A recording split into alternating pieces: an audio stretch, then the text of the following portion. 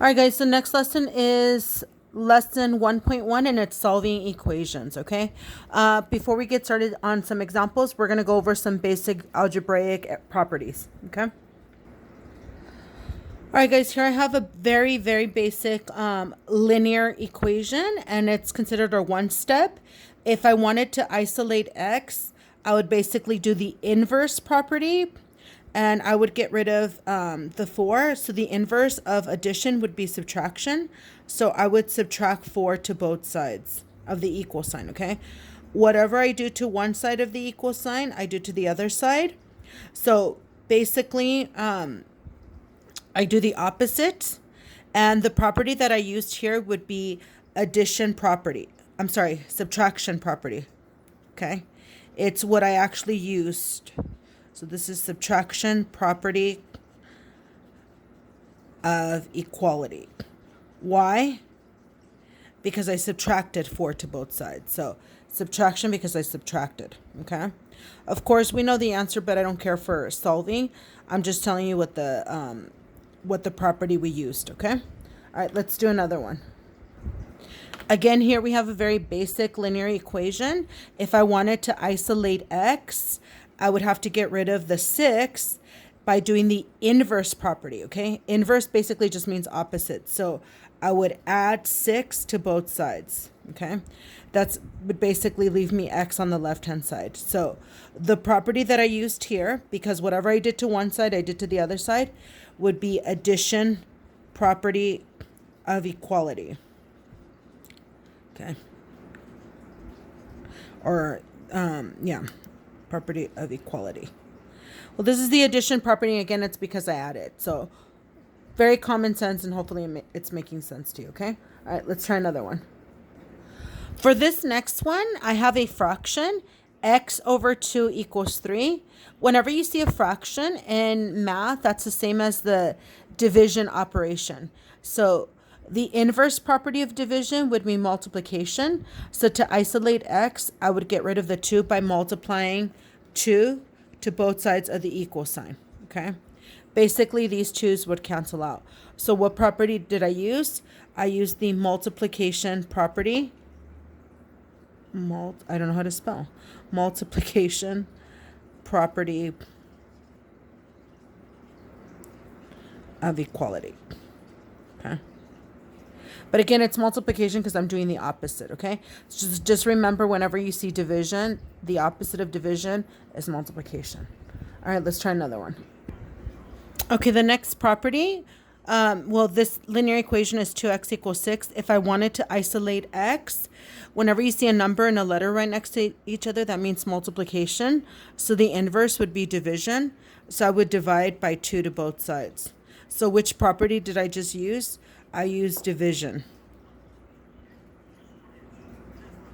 Division property of equality. Okay. You guys, hopefully these are very basic and you can see what we're doing. But it's basically what you did, okay? So this is division, property of equality. And it's equality because whatever you do to one side of the equal sign, you have to do to the other. And it's the same thing, okay? All right, let's try one more. For the next one, I actually am giving you more of an expression than an equation. But when you look at here and I ask you what property you're using, as soon as you see parentheses, that should always represent distributive property, okay? It means you're multiplying.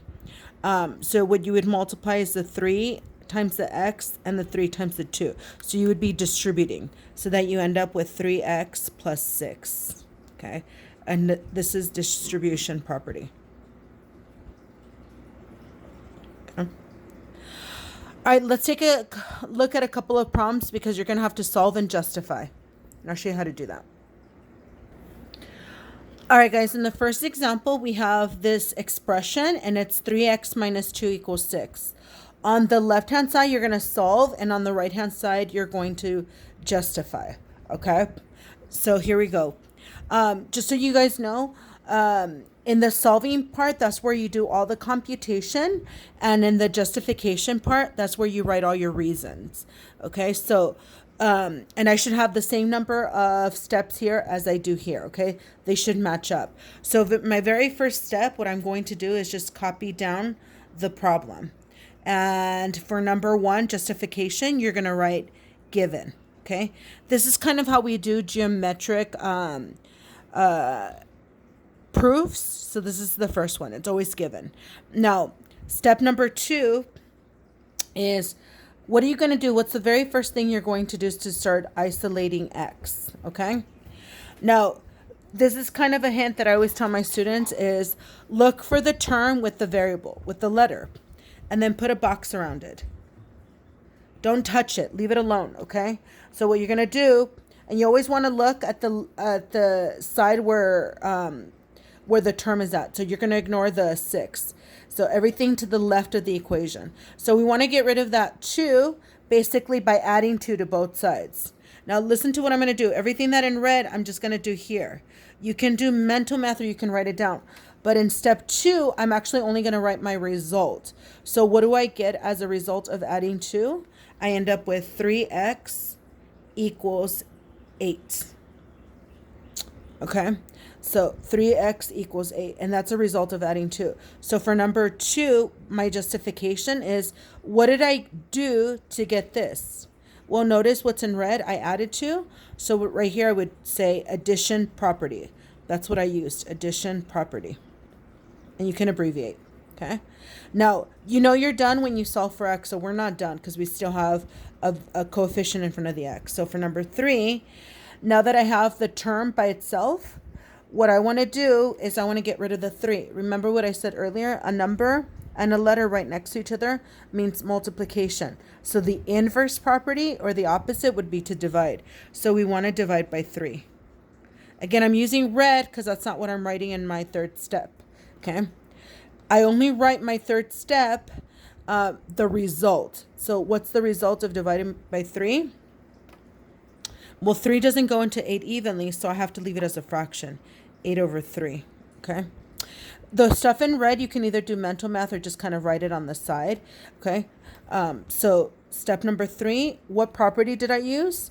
I used division property. Okay. Now, are you done? Well, did we solve for x? Yes, we did. So that means we don't have to write any more steps. Do you see how we have the same amount of steps as we do for justifications? I should have the same. And you know you're done when you solve for x, okay? I can get a decimal, but you know what? Why pick up a calculator? Just leave it like this. This answer is actually more accurate than the other one, okay?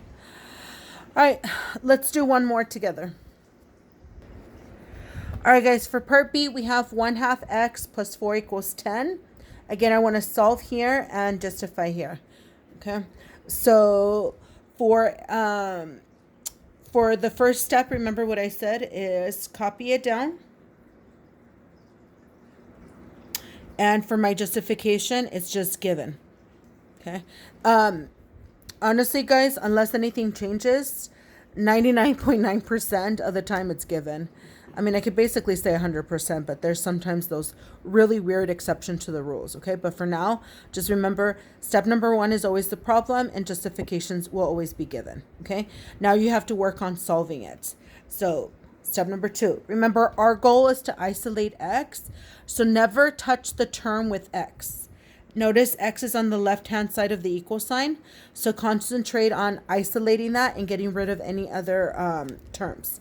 In this case, we have to get rid of the 4, and we're doing so by subtracting 4 to both sides of the equal sign. So it's always the opposite, okay?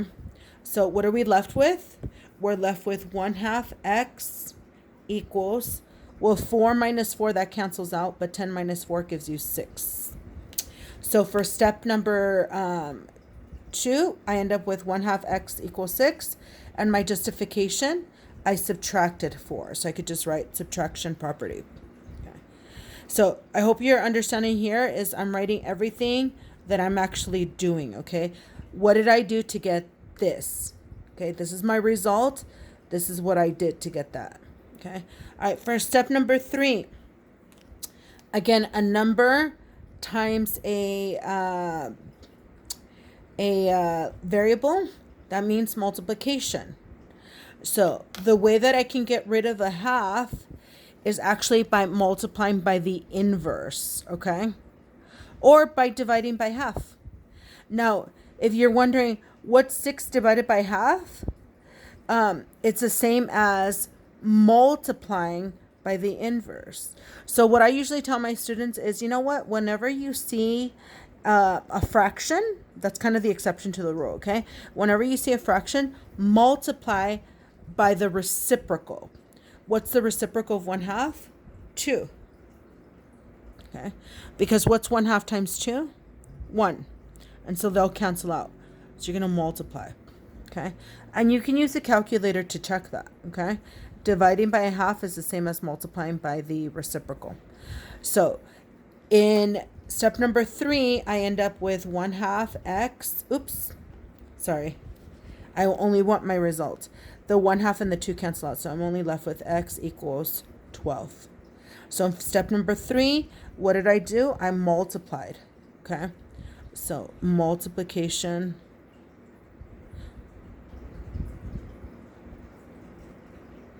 And yes, it was by the reciprocal, but it was still multiplication, okay? And I don't have to go any further because I solved for x, so I'm done. All right, let's try one more. I know in the notes they only give you 2, but I'm going to go ahead and give you one for yourself to try. All right, guys, this is not in the notes, but I want you guys to try this one on your own. So you try this one. The equation is 1/3 x plus 9 equals 21. Remember, solve and justify. Think about the goal when you're solving any equation, okay? What is your goal? When do you know you're done, okay? All right, pause the video, try it, and then come back and check if you got it right.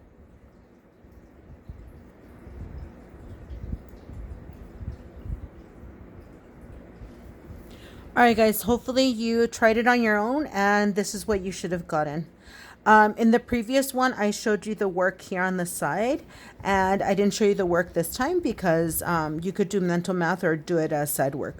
Remember, for when you solve, you're only writing your results, and your justifications are, how did you get this? Why did you get this? How did you end up with this? Okay, these are the reasons. They have to make sense. Remember, you always want to number them, and you have to have the same number of steps as you do justification, okay? All right, guys, let's go down to the word problems, and then I will get you guys started. All right, guys, we're doing example 2, part A. These are word problems. Here we go. This is what it says. An ostrich that is 108 inches tall is 20 inches taller than 4 times the height of a kiwi. What is the height of a kiwi in inches?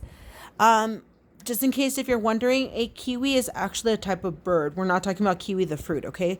So I'm gonna show you how to work this out, okay? So first we're trying to find what is the height of a kiwi in inches. So the height of the kiwi is our unknown, okay? This is our unknown. So this is our goal to solve. So if we don't know what the height of the kiwi is, we're going to use K to represent the height of the kiwi.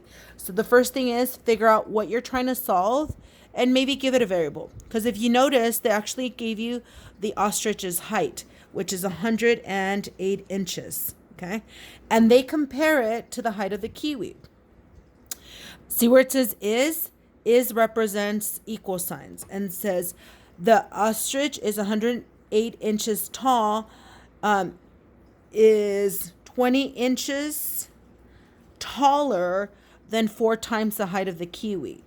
If you're 20 inches taller than somebody, whatever their height is, you're going to add 20 inches, okay?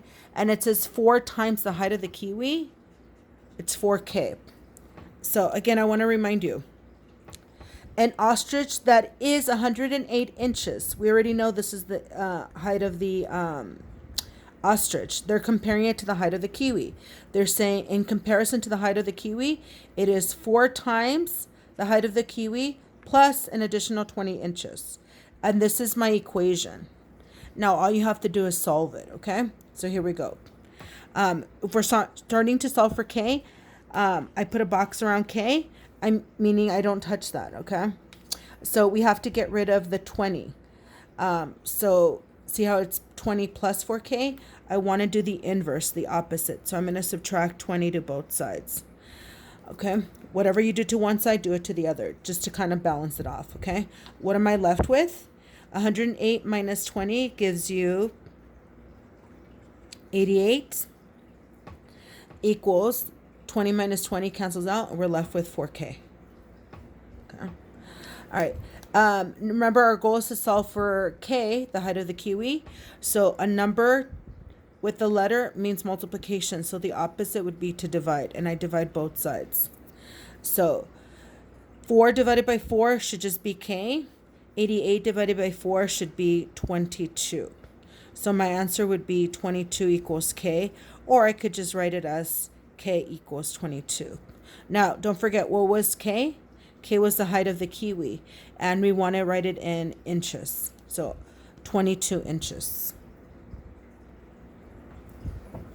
All right, guys, let's try B. Actually, you know what? I'm going to let you guys try B. Skip B. Let's do C together, and then I'm going to have you guys go back to B. All right, guys. For example 2, part C, it says Eduardo wants to get a grade of 90 in his math class. His grade will be the average of 3 test scores. He got an 87 on the first test score, an 89 on the second test. Write an equation to represent the situation and what score he will need to get on the third test. Okay, so our unknown is his third test. We don't know what his the score on his third test, is. So that's our unknown. So set it equal to something. In this case, I'm just going to use X. We know that he took two tests already. The first one was 90, and the second one is 87. His grade in his class is going to be based, not 90, sorry. 90 is what he wants to get. 87 and 89, sorry. We know that he wants to get a 90 overall in his math class, but it's the average of all 3 test scores. So how do you find an average? Basically, the way you do is you add all 3 test scores. In this case, it's 89, 87, and X. And you divide by the number of tests. And there's 3 in this case. And we know he wants to get an average of 90. So if you ever want to find out the average age in your class, is you want to take everybody's ages, add them up, and then divide it by the number of people. So average, add up all 3 test scores, and divide by the number of tests. And set it to his goal. His goal is 90. Okay. So all we have to do is to solve for X. Okay. All right, guys. So you could do a couple of things here. I'm going to show you the easiest one. Here we have X. At the top, we have an expression 89 plus 87 plus X. So at the top, we have the one that contains X. So believe it or not, I'm going to leave that alone. Instead, I'm going to get rid of 3. Notice all of that gets divided by 3. So I'm actually going to multiply both sides by 3. These 3's will cancel out because dividing and multiplying by 3 will cancel each other out. So then you're left with 89 plus 87 plus X equals 270. Okay. Now, if you notice on the left-hand side, we have 89 plus 87. What you have to do is to combine like terms. So if you add 89 and 87, you end up with 176. So this would be considered combined like terms. Okay. All right, and then to isolate X, you want to get rid of 176. So I would take 270 and subtract 176.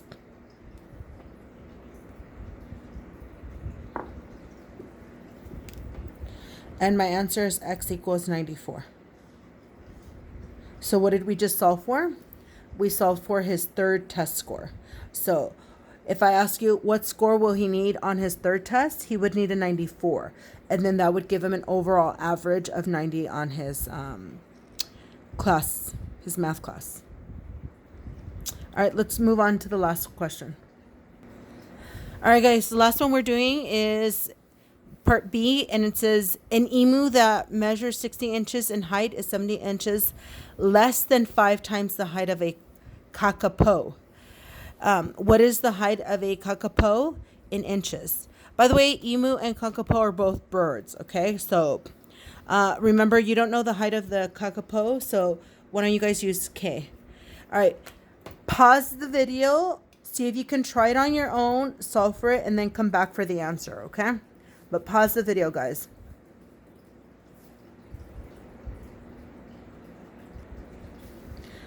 All right, guys, hopefully you tried it on your own, but this would be the setup. I would say the hardest part would be the first part is to set it up. I think most people, when they first read it, they want to write it down in the order that they see it. So they see 70 first, and then they see less than. So most people want to write 70 minus 5K, and this is not true. This is wrong, okay? You don't write it in the order that you see it. You have to make sure you read it and it makes sense. It's 70 inches less than 5 times the height. It's 70 inches less than 5 times the height. The word less than, less means subtraction, but the word THAN, then, means you're actually comparing it to this. So you have to subtract it, okay? It has to be in this order, okay? So please be careful with that. It's not necessarily in the order. And order matters when it comes to subtraction and division. Order doesn't matter when it comes to multiplication and addition. So if I add 2 plus 3 or 3 plus 2, I still get the same thing. Same thing with 2 times 3 and 3 times 2, I get the same thing. So order doesn't matter when it comes to addition and multiplication, but order matters when it comes to subtraction and division. I cannot subtract 3 minus 2 and 2 minus 3 and get the same thing, okay? 6 divided by 2 or 2 divided by 6 are not the same thing. So order matters with subtraction and division, okay? I cannot say that enough. Anyways, you solve for it. Your final answer should be 26 inches, okay? All right, guys. Now I'm about to give you the classwork. If you need me, please reach out. Good luck.